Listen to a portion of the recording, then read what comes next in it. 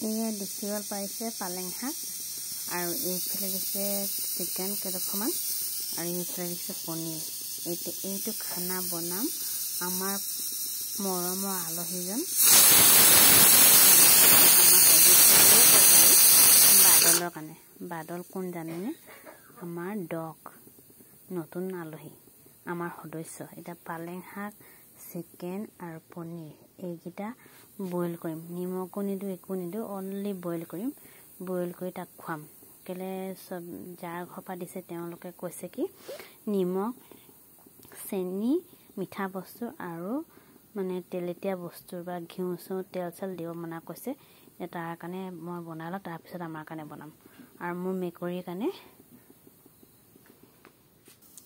এতিয়া মোৰ মেকুৰীটোৰ কাৰণে মাছ কেইটকামান ভাজিম কেইটামান আৰু আমাৰ কাৰণে আৰু বনাম। এতিয়া চাবলৈ পাইছে এয়া মই ব্ৰইলাৰ মানে চিকেন লৈ থৈছোঁ আৰু এতিয়া এই পালেং শাকখিনি ইয়াত দিম।